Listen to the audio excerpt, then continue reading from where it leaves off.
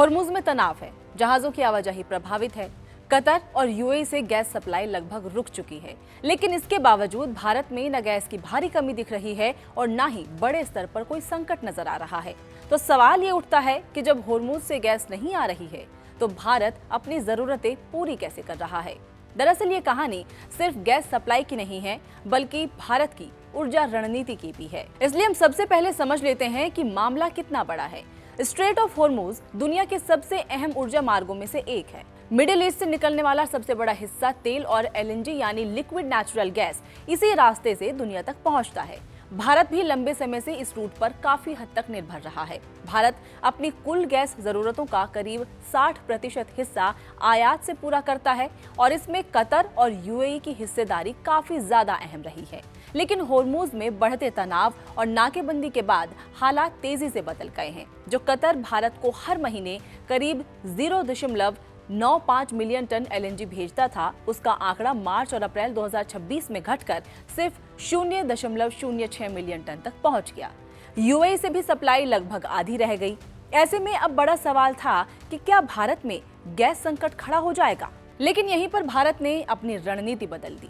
सरकार और ऊर्जा कंपनियों ने तेजी से गैस सप्लाई चेन को रीएडजस्ट किया और नए स्रोतों को आयात को बढ़ाना शुरू कर दिया।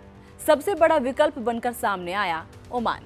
अब इसके बाद सवाल ये उठा कि ओमान ही सरकार ने क्यों चुना, क्योंकि ओमान का गैस निर्यात पूरी तरह होर्मुज पर निर्भर नहीं है, यानी वहां से निकलने वाली सप्लाई इस संकट से अपेक्षाकृत कम प्रभावित हुई। इसी का असर आंकड़ों में भी दिखा। जहां पहले ओमान से भारत हर महीने करीब 0.18 मिलियन टन एलएनजी आयात करता था, वहीं मार्च अप्रैल 2026 में ये बढ़कर 0.6 मिलियन टन प्रति माह तक पहुंच गया। यानी कुछ ही समय में आयात 3 गुना ज्यादा बढ़ गया था। इसके अलावा भारत ने यूनाइटेड स्टेट्स से भी गैस खरीद बढ़ाई। भले ही दूरी ज्यादा हो, लेकिन सप्लाई स्थिर रही। साथ ही नाइजीरिया और अंगोला जैसे देशों से भी अतिरिक्त एलएनजी मंगाई गई। अब जरा तस्वीर को आंकड़ों से समझ लेते हैं। होर्मुज संकट के बीच भारत का एलएनजी आयात 2025 में औसत मासिक आयात कतर से 0.95 मिलियन टन और यूएई से 0.27 मिलियन टन रहा, जबकि मार्च और अप्रैल 2026 में कतर से यही आयात 0.06 मिलियन टन, यूएई से 0.13 मिलियन टन। लेकिन मार्च 2026 में कुल एलएनजी आयात गिरकर 1.67 मिलियन टन पहुंचा और अप्रैल में फिर बढ़कर 1.95 मिलियन टन हो गया। यानी भारत ने कुछ ही हफ्तों में सप्लाई में काफी हद तक रिकवरी कर ली। सरकार का दावा है कि देश में तेल और गैस की कोई कमी नहीं है और सप्लाई सामान्य बनाए रखने के लिए हर जरूरी कदम उठाए जा रहे हैं।